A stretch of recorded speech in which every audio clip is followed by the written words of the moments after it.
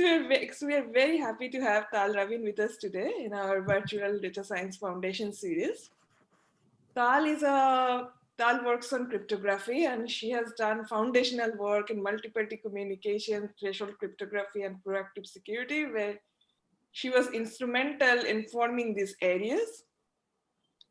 So I remember Tal from 2008, and at that time she was at IBM Research. She was a distinguished research member and the head of the cryptography group there, where she spent 23 years. And after IBM, she was the foundation of Algorand Foundation, and now she was the head of research of Algorand Foundation, and now she is a professor at UPenn. Tal has won numerous awards, like she's an ACM fellow, she's an International Association of Cryptographic Research fellow, member of American Academy of Art and Sciences. She won RSA award, was named Anita Burke Women of Vision Award as one of the top 50 women in tech by Forbes in 2018, and many more. So as I was saying, I remember Tal from 2008 because at that year, I joined this Women in Theory workshop, which Tal started, and that was like an amazing experience for me, which definitely had a lot of influence how it shaped my career. And it also inspired us to do something for the women researchers. So we started a TCS Women Workshop inspired by Tal's Women in Theory workshop, which is still going on and going great. So thank you, Tal, not just for your contribution to research, but doing so much for us, for all the women researchers in theory of computation. And we are extremely happy to have you here today. So the floor is yours now. Thank you very much for inviting me. And I'm glad you talked about the women in theory, because amongst all my things and contributions, that is one of the things that I'm most happy about, that I really feel makes a difference, I hope, and continues to make a difference. So I cherish that thing as well. So, okay. So I'll start with my talk. It's called You Only Speak Once, which is a very funny thing for me because I never speak once. I always speak much more than once in any given conversation. So I have this opening slide, and if you remember nothing from my talk, I want you to remember that I changed it into these bubbles, that it took the network and it sort of created it into bubbles that are created and disappear and created and disappeared. And this will sort of be the sentiment that I will try to explain during my talk about our technical contributions. The work is based on two works that I've done with various sets of co-authors. You can see them all listed here. Fabrice Ben Hamouda, Greg Gentry, Sergei Gourbonov, Shaya Levi, Hugo Kravchik, Chen Yun Li, Leo Rezin, Bernardo Magri, Esper Nielsen, and Sofia Yakubov. So these are the two works, and I'm not going to separate them. You won't necessarily know what came from where, except towards the end, but basically it's going to be the philosophy of these papers that I'm going to try to convey. So the first thing that I want to start to say is that holding state is difficult. You have your server, it has its state, you can see it marked here, and things happen to machines. For example, there are all kinds of updates that need to be done, data is damaged, there's lightning, and then everything goes out and you come back and the data is missing. So these things do occur when you're holding state in a machine. So having persistent state is complicated. On top of that, beyond the things that are just naturally happen, you also have malicious attacks to your server and to your state. So for example, you can have an attacker here that came and erased a little bit of data here. And these attackers can mount targeted denial of service attack, deploy zero-day attacks. There's a huge range of what attackers can do to machines and to damage the state that's being held on them. So what we would want to do is we want to move to something that sounds a little bit unbelievable when I said it. We want to move to a serverless and almost stateless computation. And what we want basically is that these machines that are out there in the world will be sort of known, they'll be known to the attacker, but the machines participating in the computation, this information will be hidden from the attacker. So as I said with the bubbles, suddenly you need to do some computation, a machine will emerge, it'll run the computation, and it'll disappear. But this model that I'm telling you about clearly shows that each machine can only speak once, because the minute that it speaks out, its identity and the fact that it's computing becomes known to the adversary. And we want to prevent that. So how do we perceive this? This is in a little bit more detail. Let's say we have these 8 servers somewhere in the world, and we need to compute this function, 5 plus 7. As we said, we say that these machines sort of disappear. You don't know which one's doing the computation, where they are, and so on. So this little adversary sits here, and he doesn't know which machine to attack in order to try and foil this computation of 5 plus 7. Suddenly, a machine emerges. The instruction is delivered to that machine. It computes the function, and it disappears. By the time that the adversary came to that machine, it knows which machine it is, but that machine is no longer computing anything. He cannot foil the computation that we're trying to carry out now. So this looks like a very desirable framework to try and defend against this guy. Okay. So let's talk about multi-party computations. Multi-party computations is an area that's been alive since the beginning of the 1980s, starting with Yao's result for computational multi-party computations. And in fact, Michael's and Shafi and Avi's result for information theoretic multi-party computations. And from these 2 works, a whole 30 years, or now it's 40 years of research has been going on and thriving, trying to solve this problem. What is the problem of multi-party computation? You have a function that you want to compute, and you have all these servers, and each server holds an input. This guy holds x1, x2, x3, and so on. And what you want to compute, and this guy holds xn, the guy at the bottom. And you want to compute a function, a known function, over this set of inputs, x1 up to xn. But what you want is that all the parties will somehow participate in this computation. It'll output this value, f of x1 up to xn, but it will keep the inputs, it'll keep them private. It will not expose anything beyond what the function exposes on these inputs, on x1 up to xn. Okay, so this is our goal. And you have to remember that we have our little nice guy here in the corner. And what can this guy do during this type of computation? He can attack some subset of these servers.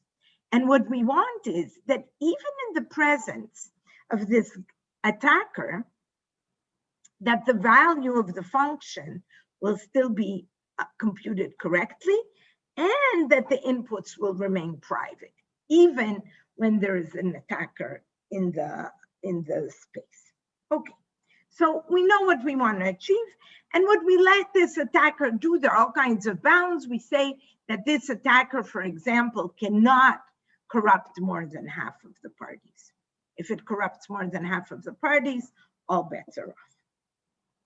Okay, so what do we know about, what do these protocols that we use for computing the function, what we have is that the computation is quadratic in the number of parties. Now, if you think about N, big N, as being huge, then you have a problem because the communication is just going to kill you and you're not going to be able to carry out the computation in a reasonable manner.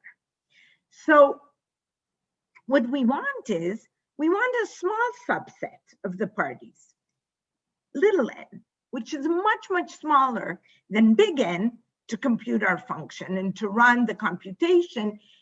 Now, if the communication is quadratic, we will still survive. It's not going to be too bad. Okay, but now we have a problem.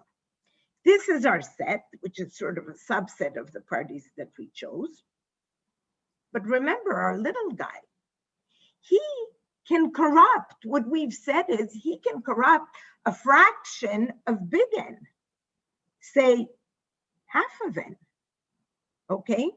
This means that when you look at the parties computing the function, they will be much more than half of N, of little n. And now I had said that all security bets were off. We cannot guarantee anything in ways of security, not of the evaluation of the correct function, nor of the privacy of the inputs, even of parties that are not corrupted. So we have a big problem here. So you see, again, you're starting to get a sense of why what I had presented previous about this model of the bubbles appearing and disappearing could help us here too. Look again at this state, okay? The adversary doesn't know who's going to be computing the function. Suddenly, these parties appear, and they're done with the computation, they disappear again. Or really, they become immaterial to the computation. We don't mind, in fact, if now the adversary goes and attacks many of them, the computation that they've done is over. So it's not important that now he can corrupt many of them. Okay, and now if we're doing a big computation that has many, many steps, so we had our first set that computed part of the computation, then it moved to another set that's going to help in computing the function, and so on and so forth. We move from one set to another. So I'm calling this subset computing, and what we mean by this is we have our huge set of n parties, and we're going to allow a small set to carry on the computation on behalf of everyone. It'll give us the advantage that the computation is going to be sublinear in n. But as I said, it has the danger that now the attacker can corrupt too many of the parties. So to mitigate this, again, the parties are unknown to the attacker until they speak, and then they are irrelevant again. So yet again, we see that we need this property that the servers performing the computation will speak only once, so that the time period where they can be attacked is going to be very, very small. The time period that they can be attacked can be long, but the time period where it's meaningful to attack them is going to be small. Okay, so you may ask, is this a completely non-realistic thing that we want to achieve? But in fact, we already have great examples of this kind of work, of this. You only speak one and you're secret until you speak. And the great example, the best example that we have is Nakamoto's consensus. What happens in this set? We have all the parties who are minors. These are all our minors. And basically, even though it's known who they are, you don't know who's the next minor who's going to speak. So they all vanish. And then the Nakamoto blockchain is advanced by there being a puzzle that is proposed, and parties can sit quietly and try to solve the puzzle. The minute that they solve the puzzle, then they can speak. They get the right to speak. So here, this server has solved the puzzle. It puts it out. This is its certificate, its approval that it can actually speak. And now this is the existing blockchain, what is out there, and it gets the right to propose the next block. Until it proposes the next block and it's sitting quietly, the attacker can't influence what is being put into this block. And the minute that it comes up, it pops up, it gives the puzzle and it gives the block, it's done. This round is over and the blockchain has been extended. So in fact, we already have a system which is running quite extensively that has exactly this feature. So here, I showed you a protocol where the server, which is chosen to speak via solving this puzzle, has to do one step. But I want to show you another example, which already is currently running as well, which is the Algorand consensus. And this works on a proof of stake blockchain. So it is much more efficient in trying to create this certificate that you need to show in order to prove that it's your turn to talk. So again, in this setting, all the servers disappear. And then our famous server from last time, he comes up and he shows a certificate, which he calculated. This certificate, unlike the proof of work, as I said, which takes a long time, is created via cryptographic mechanisms. In fact, it uses a verifiable random function. You don't know what it is, it doesn't matter. But it is something that a server can compute very easily, this VRF, and that creates the certificate. And it's cryptographically secure so that you can't forge a certificate. Okay, so now after it got the certificate, you might think that like in the Nakamoto blockchain, it simply extends the blockchain, but here, no. Here, it proposes a block. It's still not tied to the blockchain. As you can see, the link here is still missing. And what is done here is something very interesting. It proposes the block, but then we execute, it proposes the block for the Byzantine agreement, and then we execute the Byzantine agreement. And in the Byzantine agreement, every step is conducted by a different set of parties who choose themselves also via these certificates. So here we took things a step further. The Nakamoto thing, Nakamoto only enabled the person who was certified to immediately add his block. Here, we can even execute a protocol with this proposition that every step is run by a different set of parties. And this eventually, once the BA is completed, will create the link. Okay, it might not be to this block, it might be to a block proposed by another server during the BA, but this is what will happen. So this is really a beautiful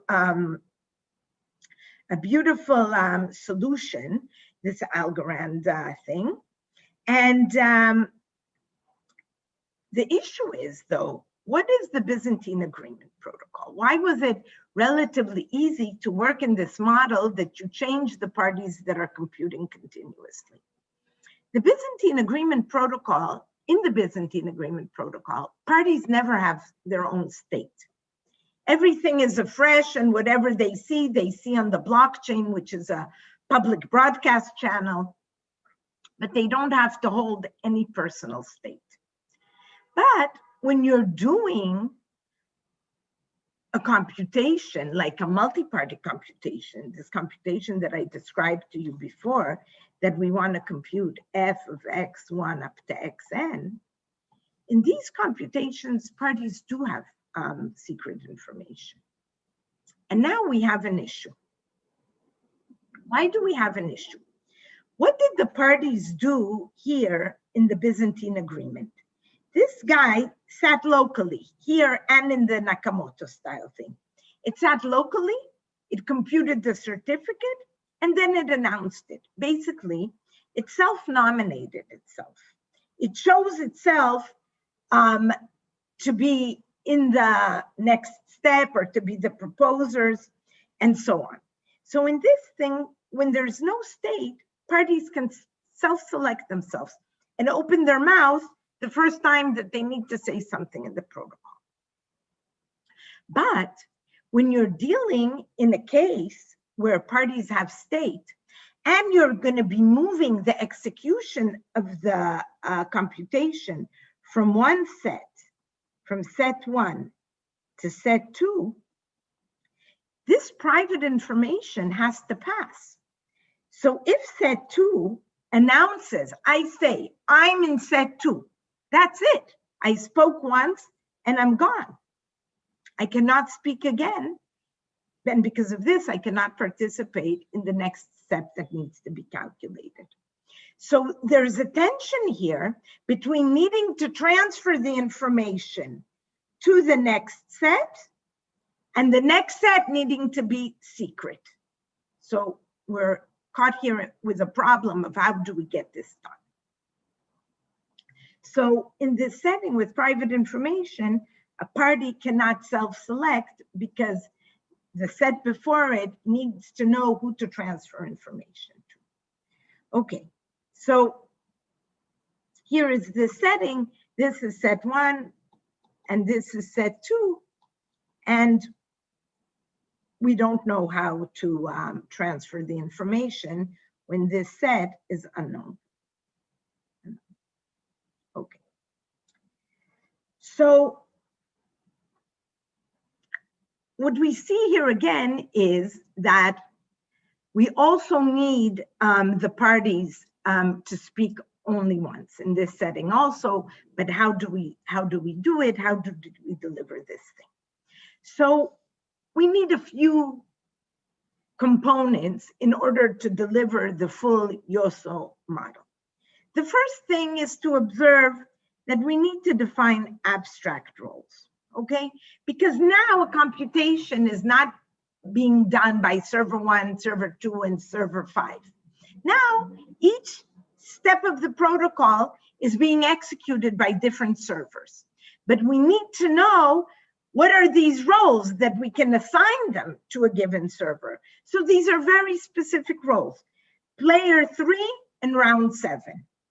Shareholder, you don't know what a shareholder, doesn't matter. Shareholder 2 of secret 5. Every execution of a step in a protocol, there is a name of the role that is going to be executed. And then we're going to have the role assignment. We're going to take this role and assign it to some server, to the servers that we had before. We're going to discuss how we're going to do this assignment. As we saw, we already have an issue of how to assign these roles to the servers. And then there is the role executions. And in fact, all of these can be dealt separately. You can examine how you do abstract roles and define your model, and then do role assignments and the execution and the protocol design. All these things, you can work on them independently. You can take the model from one paper and do protocols in a paper that you work on. And the first two things, the protocol and the abstract roles, came from the YOSO paper, which in fact came after the can a public blockchain keep a secret, which already had all these ideas, but then we formalized them and put them in a framework in the YOSO paper. Okay, so as I said, the abstract roles are really not more than anything that we have before. Protocols always have abstract roles. They say party P1, P2, and PN. And basically, YOSO just takes it to the different level. Each little computation is a role within itself. So as I said, here are two specific roles which are much more granular than just having general end parties in the protocol.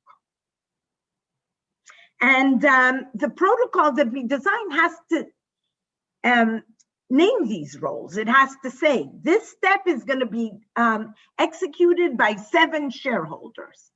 Later on, these 7 shareholders will be assigned to a paper. And it's a bit challenging to think that we can actually design such protocols because most protocols are interactive and parties speak much more than once. So it's interesting to show that we can actually decompose protocols to deliver this result, that it's actually can be separated, that each action can be taken by another party. And since we give general constructions that we can do any MPC, then we really see that it can be done for any function. Okay, so now let's deal with the issue of the role assignment.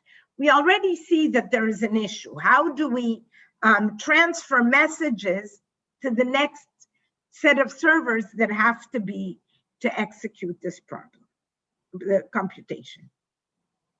We need this transferring to be done covertly so that it's not visible to the attacker, that the attacker doesn't know which servers are going to be used in the next round.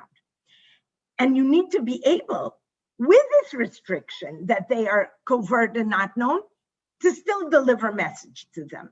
Sounds a little bit impossible. So let's think of what we want to do, just an abstraction of what is the tool that we need. We basically want to have a channel. Here on the right, I put all the parties in our network, P1 up to Pn. And we said we wanted to choose little n of these parties. So we will have input ports into this channel, which is opaque, and we don't know what it does. And what these channels will do, what these input channels will do, is that they, in some specific way, will go from this node to this node. They will somehow choose a subset of little n of the parties and connect them from the input port, which is visible to everyone and everybody can send messages on, to the secret output side where it links to the specific parties. Okay? So once, if I create this thing, you immediately see how I can nominate the next, have the next set of parties that need to run the protocol, if I manage to create this secret channel. Okay, so what we do is the following. How do we construct them? We assume a PKI. What's a PKI? A public key infrastructure. Every one of the n nodes has a public key, and this corresponds to a secret key. So now you should shout up and say, so why is this stateless? It has to hold this little secret key. So my point to you on this is, it's true, we need some state. This state is mandatory. But because it's very small and it has to act only a very few times, it's easier, first of all, to secure it. You can get secure hardware, which you install on the side and so on. So there are ways that the statement that state is complicated diminishes when we're really talking about very little state. So we have some methodologies to try and secure a little bit of state. Okay, and now this slide's going to be a little bit technical, but you don't have to worry. What it really does is gives a cryptographic way which I implement that blue channel from before. So I use something which is called anonymous public key encryption. And what it means is that if you encrypt with 2 keys, PK1 and PK2, to create some ciphertext, and you have access both to PK1, PK2, and the ciphertext, you cannot say which PKI created this ciphertext. Okay, so now how do I create the public ports, and how do I connect them to the private output ports? So first of all, we establish the channel to node NI in the following way. You choose an ephemeral key pair, SK prime, PK prime, which is just generated in the normal way, and you encrypt SK prime with the key of NI, okay? This is the public key of the node here on this end, okay? And this creates the ciphertext. So you see that this node here, because it knows SKI, can decrypt the secret key and learn it. And now I publish the public key. This creates public key prime. This creates the secret port to here. Okay, because this guy with his secret key SKI will decrypt the secret key SK prime. Okay, so now anybody can send a secret message to this guy here, NI. Okay, okay, wonderful design. Who does this? Who does this operation here? Who does it? Who can do it so that they do not expose this information? Okay. So I currently have a committee which is executing step one. Okay? And it wants to transfer the information to a new committee. Can this committee just select? Each party in the committee will select a new party in the next committee. Let's go back to our nasty little guy, our adversary. He sits here, okay? I'm giving you in this example that he can corrupt the most, a fifth of the parties, okay? And now I'm saying, let's look at this example that this committee chooses the next committee and does those computations that I described before.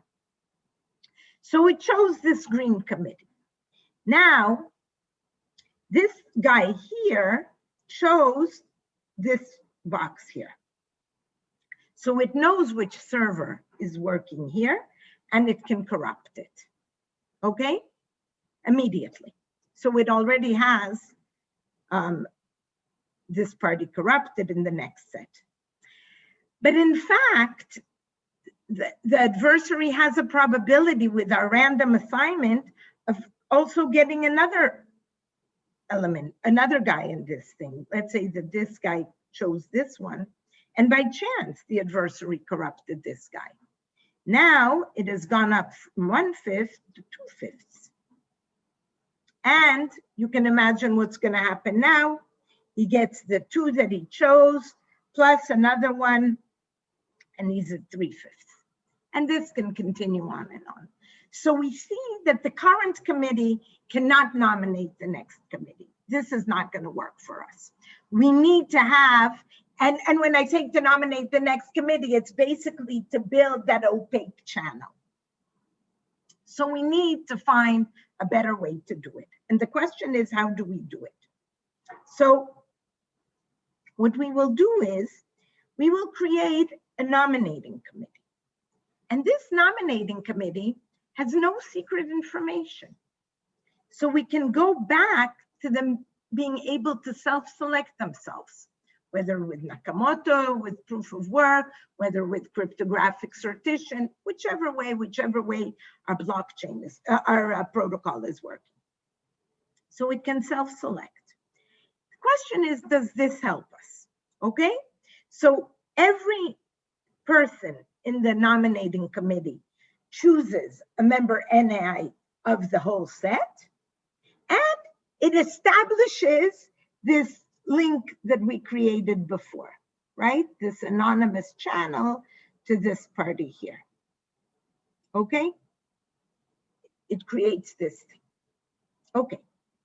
So now these parties self-select, And then this one nominates this one nominates this one, and this one nominates the third one. Are we doing better? Is this a better solution than what I described to you before? And these parties will do the computation. Okay. So now, let's see what's the resilience of this construction, okay? I assumed that the adversary can control a fraction of the parties, say a fifth, okay? A fifth. So what can it get in the nominating committee, in the nom committee? In the nominating committee, it can get one guy. What does it get in the computing committee? Computing committee. It gets the one guy that it nominates plus the extra guy. Okay, this I showed you before. This is not great. We went up to 2/5. Okay? I can still design a protocol that works even if 2/5 of the party are bad. In fact, I can design for any n, I can design a protocol that is long than less than n over 2 of the parties are corrupt. It works. So what happens to me when I reiterate this? Why does this stop the problem? Because the next time a new nominating committee comes up, nominating star. And now again, the adversary has only one guy or gal, and then it can nominate one bad one and get another one by chance. So the new nominating committee, refreshing the nominating committee, brings the adversary back to his original count. And by that, we have sort of dismantled his being able to perpetuate his bad behavior throughout the committees. Okay, so as I said, the chosen committee will have 2f fraction of dishonest parties. So we will have to ensure that our protocol works under that setting. So if the most that we can allow is a half, then f would need to be less than a quarter, because every time it doubles the number of faulty parties it has between the nominating committee and the computing committee. But then for the next computing committee, the nominating committee is reset, is refreshed, and so is the computing committee. Okay, I don't have much time, so I'll skip the how it's executed. You can just imagine, and it states there what kind of solutions exactly we can achieve. So this YOSO model is related to another model, which is called proactive security. In fact, I like to say that YOSO is proactive security on steroids. What does proactive security come to deal with? With what problem? I kept on telling you the adversary can attack 1/5 of the parties, okay?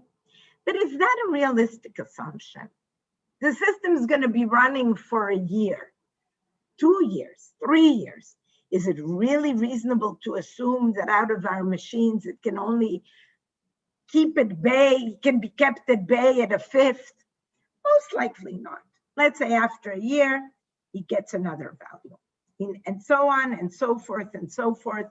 Eventually, the adversary can, in fact, corrupt the full set of parties. So it could be the case, by the way, that it corrupts a party, but then the server notices it and removes it from the system. So proactive security has to have this healing effect that you identify that somebody has invaded your system and you remove them. So now let's see what happens to data that is held in this system. Let's say that these parties are holding a secret value, but it's been shared, okay? This is, this value is equal to 9, okay? We took the value 9 and we split it amongst these servers. Each server is holding one piece. So in fact, as long as the attacker is forbidden from seeing one of these pieces, he's not going to know that the secret value is 9 because he doesn't have full information. What proactive security tells us is let's continuously change the representation of data. So this value here, now we have only one attacker here. I'm going back to that setting when we assumed that he can only do 1/5 in a given time period. We will change the representation. Now it'll be these numbers. I hope that they equal 9 as well. I'm not 100% sure, but hopefully they do. And now let's say that the attacker gets this guy in the next time period. Now he has 3 and -9, okay? And then this will continue.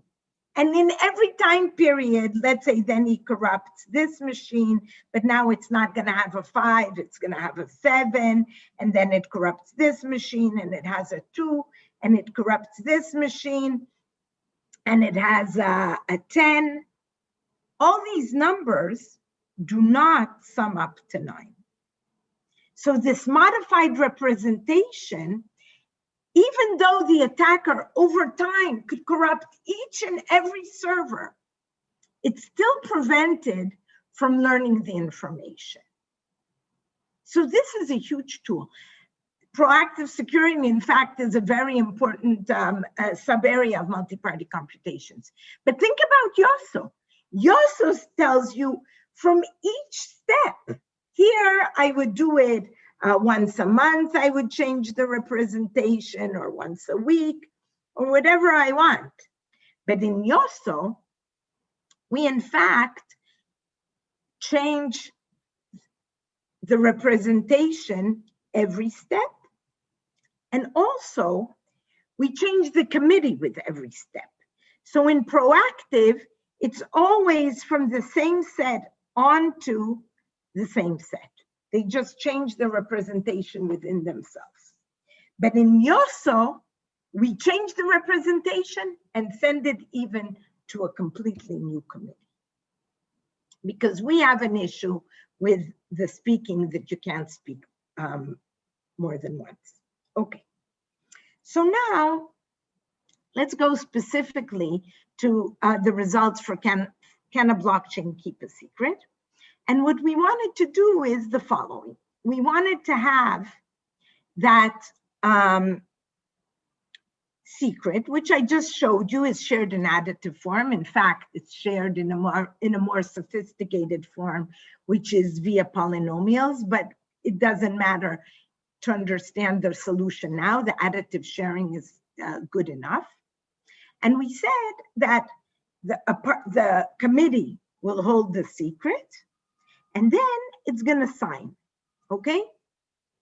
Signing is a very important operation. You need it for many, think of a service that's providing signing capability. It stores your key in a secure way, and it generates signatures. Now with blockchain wallets where people holding their tokens, this is a very desirable feature because these keys are very expensive and people don't want to store them in a single location. They actually want to distribute the key.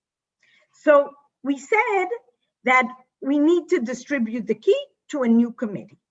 Who is the new committee? I already told you, check. This is done. We saw how to do it. We're going to be doing it via our creating that channel, via the nominating committee, and then we're going to have the computing committee. But how does the current committee transfer the secret to the next committee? So let's look at it in a very simplified way. I also reduced it to 3 servers because doing the graphic for 5 was too much. So let's say that this is our key, it's first representation, and I'm working mod 11, okay? So the secret is 7, you can calculate, it's 1 plus 3 plus 3 mod 11. And this is held by party 1, party 2, and party 3. And they want to move it to a new committee, P1 prime bar, P2 bar, P3 bar, via that secret channel. So what does party 1 do? It takes its 1 And it creates three numbers randomly with the property that their sigma is equal to 1. I hope I didn't make mathematical mistakes, but let's say that everything is okay. And the second guy does the same thing. The sigma equals 3, and the sigma equals 3.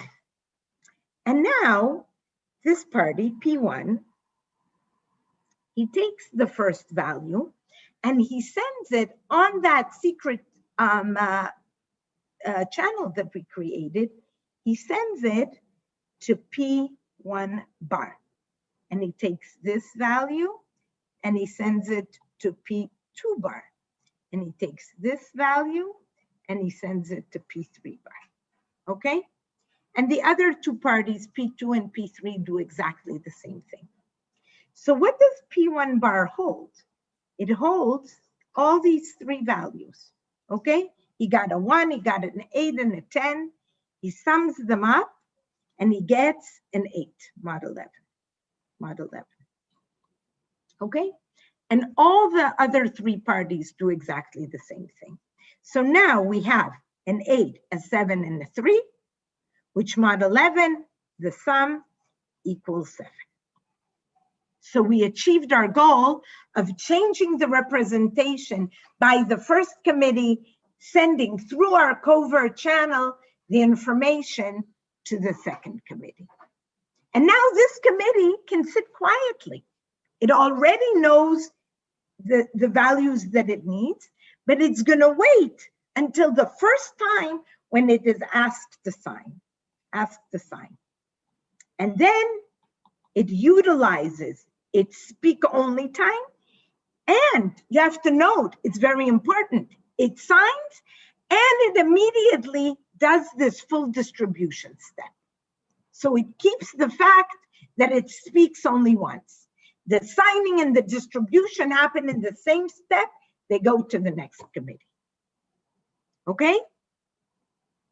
Good. So now we saw how the blockchain can keep a secret and provide the signing functionality. And here again, the secret is shared. This is what I showed you. You do a resharing every day, but definitely when you sign,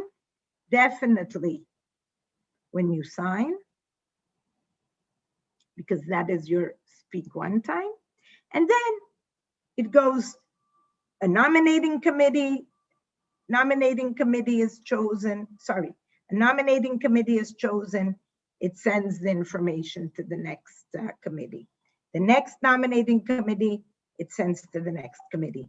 And you see that there is no connectivity here between these nominating committees, providing us this refreshing resetting of the adversary's corruption in our set. Okay, do I have a few more minutes? Sure, 5 minutes. Perfect, all I need. I didn't give any details about the MPC. So the results that I had mentioned originally of Yao and BGW were general theorems that said we can compute any function in these distributed fashion. Yao gave a solution in the computational setting, and BGW gave a solution in the information theoretic setting. And we want to give exactly these general type theorems. The secrets on the blockchain paper was for very specific functionality, but we want to claim you can do any function. So this is what the second paper, the YOSO paper, where the model is defined, we also give general theorem stating that we can compute any function, both in the computational and the information theoretic setting. And these protocols introduced quite a bit of challenge, especially the information theoretic one. There it was harder to deliver this general statement theorem that we can compute any function. And basically, as we know, the issue is that parties need to speak more than once in these protocols. And the most important thing is that we need the data that is spoken, we need it to be used more than once also. What do I mean by that? Let's say that this server holds the information 5, okay? The way that the functions are computed is via circuits. It could be that this 5 goes into an AND gate with something else, but also goes into an OR gate with something else. If this computation is being done, this value sort of needs to participate in 2 places. And this is an issue because we said the holder of this information can only speak once. So we need to be able to duplicate data also, which is a big challenge in this information theoretic setting. Okay, so basically what we noticed is that we need to enable a party to take a sentence, a statement that it wants to make now, that it wants to make in the future, statement S, and sort of pay it forward, you know, that there will be different people in the future that will speak this statement on its behalf. And a very important observation that we noticed was that we have to offer this option of speaking into the future only to good parties. Why? Because a bad party can say whatever it wants. It can say something wrong now, and it can say something wrong in the future. But an honest party, we need to guarantee that if they want to say a specific statement, they want to say the number 5, that the number 5 will be said in the future. So we designed this tool. This was an important observation, which later enabled us to push the full design forward. And I won't get into more details here of what we do. And there are many tools that are described in these papers to achieve these results, and are tools that now can be done to do many, many other things. There's a lot of very interesting open questions of improving these works and so on. So just a summary, we can compute with machines that only do a single, that can only send a single message. You only speak once. And still, which is surprising, you can deliver a full computation even under that assumption. Why do we want to achieve it? To eliminate, to somehow mitigate the ability to run distributed denial of service attacks. It's the ultimate proactive security, which I said is very important. Also, it enables us to compute with small committees, which is cost effective when you're talking about a system with millions and millions of servers. And what we did is we described the YOSO model. We gave protocols with their role definitions, role assignments, and role execution. And we do it in both models, both the information theoretic and the computational one. And as I said, there's room for a lot more work. So thank you very much. Thank you, Tal. Are there questions? Like, if you have questions, please unmute yourself and ask questions, okay?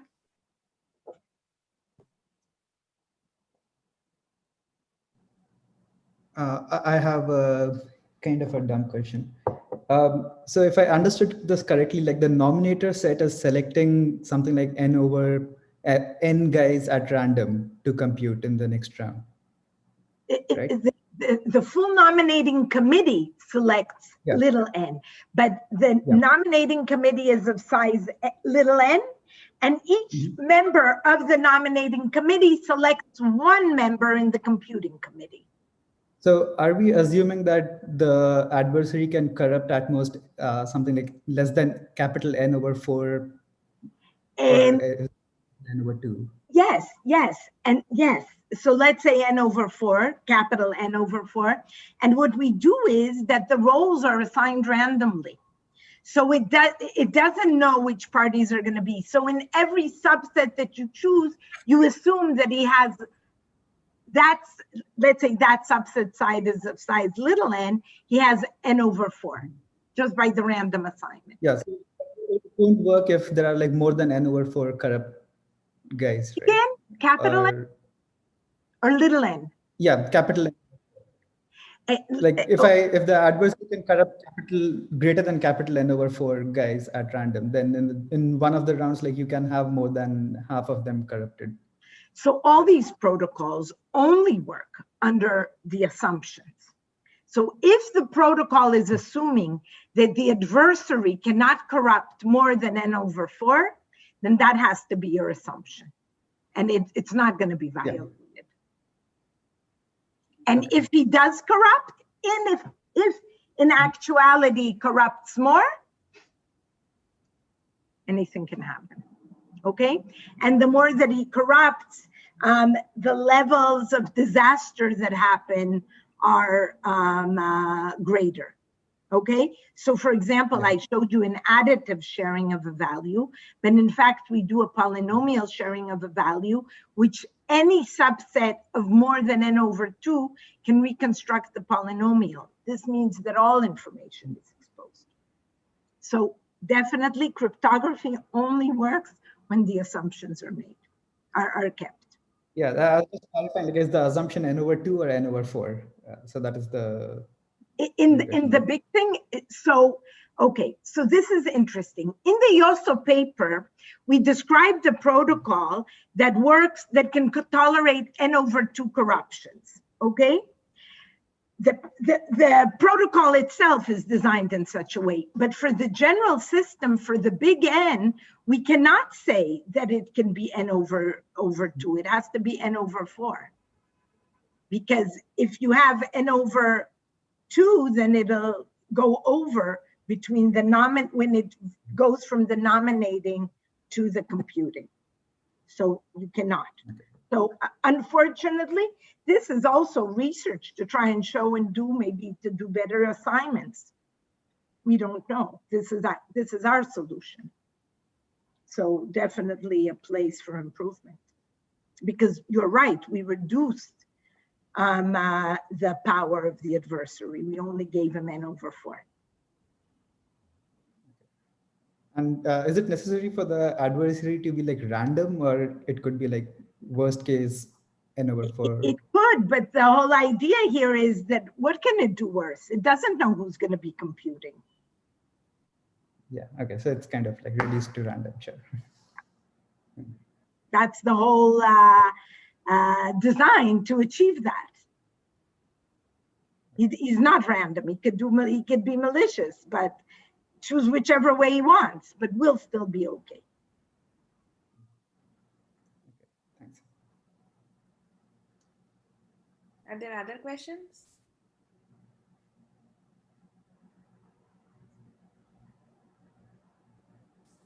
If not, shall we thank Tal again?